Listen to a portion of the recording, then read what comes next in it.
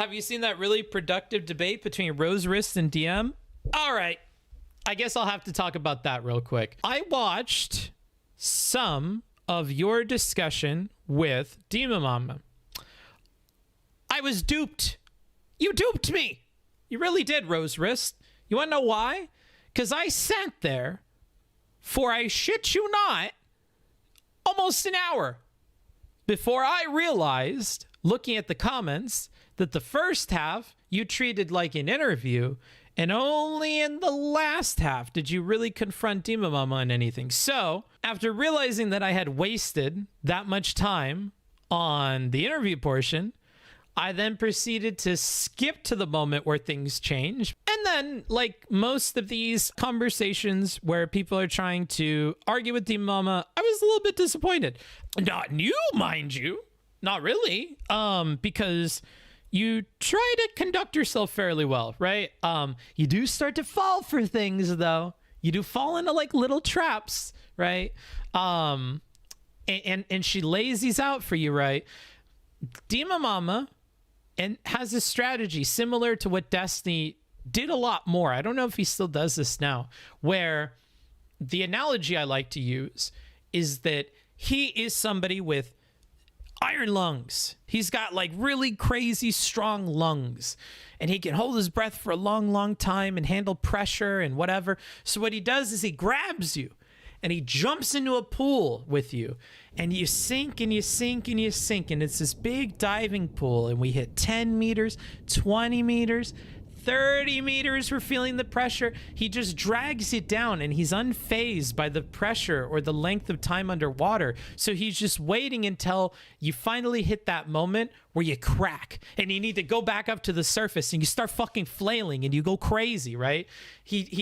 There's this emotional kind of like struggle that they both try to put you into, where they will put constant pressure on you and they will increase the tension of a situation and they will poke at you and they'll fuck with you until you finally snap. And by the time you snap, because they're so much better at operating in this kind of environment, they're going to try to take advantage of that as an environmental benefit to them as much as possible.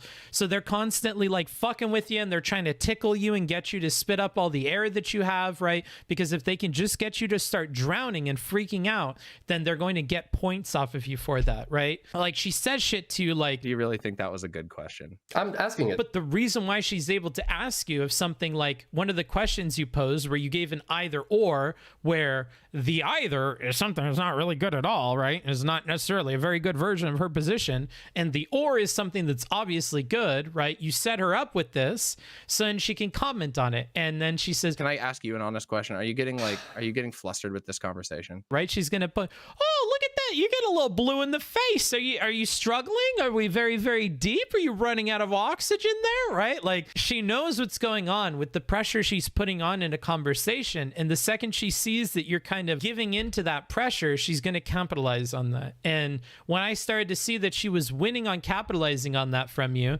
I kind of wanted to stop. So at that point, I was kind of wanting to stop, but then you recomposed yourself. You kept going on. I think at another point, you tried to like stop an interruption or comment on how long it was that she was talking, that you were trying to get a word in. I need to try to even out the speaking part. I'm sorry. I'm being a lot more like, okay. sort of like... Listen, hey, hold on. Wait. Let me put something. You're on my show right now. If you have a problem with me talking too much when you're asking me a whole bunch of questions about my views, you can keep that. You can box that up, because that actually really annoys me. She hates that shit because it's a trigger for her, because everybody says as a common criticism of her that she refuses to address that she is way too long-winded. And she's like, if you want to talk, just use your spine, use your chest, and speak up and say you want to say something. Okay. All right, great. Let's do that then. Well, there's two ways we can take this. We can either realize that she just gulped up a bunch of air because she's struggling under the pressure of this depth as well and capitalize on that, or we could get fucked up by that and get thrown off of our groove and let our ears plug in and similarly start to fuck up and lose it, or we can try to collect ourselves and move past it. You chose to collect yourself and move past it. That's like a neutral decision. I think, though, when playing at DemonMama's game, what would be better is to capitalize on that a little bit more. When you realize that you're frustrating her a little bit and she is playing this game of trying to frustrate you the entire time, I've turned around my idea on constantly being super good faith with these individuals because they're playing a different game than you.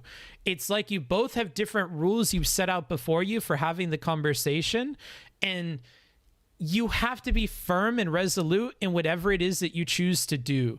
You can't let them walk over you.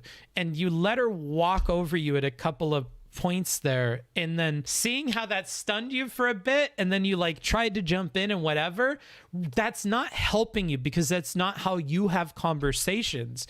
You're able to stay cool and calm and collected because you do this patient thing of waiting turns and listening and whatever. You are not, from what I've seen of you, super well equipped for this yelly whatever thing. And you said as much in your follow-up to the conversation. Typically when I do debates, I am a lot more like passive than a lot of other people. I don't really have the, that type of the testosterone debate bro energy. So I kind of try to like take it more chill. But you can't take half measures with this kind of thing, I don't think. It doesn't work out well to just try and collect yourself and then try and speak more.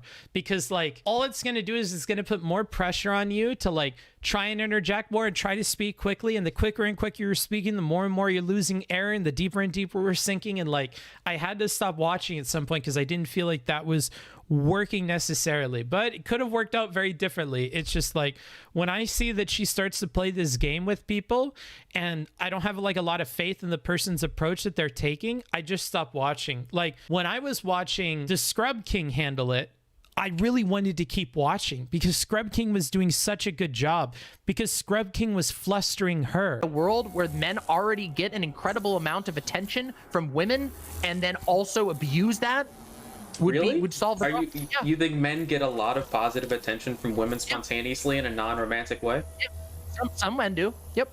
Some men do. Some. Yeah, but it's rare. And you want to know why it's rare? It's rare because men. Wait, so is it rare or is it a lot? It's rare for an individual to have that type. You just said it was a lot though. All right, are you just trolling at this point? That's really where I think you have to win.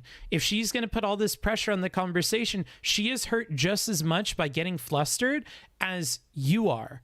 And same with Steven, which he learned in the DemonMama conversation, is if DemonMama can fluster Steven and they're both diving down in this pool, he's impacted just as much by losing oxygen as she is. And in that environment, if he starts to get heated, he starts to come off as an asshole and perform worse as well, whether his audience chooses to see that or not, right? And so like, that's something that he has to do. Now, when he's talking with Vosh, who does a similar thing with him, trying to piss him off, he stays cool. He cuts through what they're saying. He has a Scrub King approach to what's going on. But when he's talking with DemonMama, he's just trying to go tit for tat with her and just hope that one of them will have to rise to the surface before the other one. He doesn't mind losing air or wasting energy on those kinds of movements. I hope all this is making sense. So, you know, that's going to be my TLDR on that.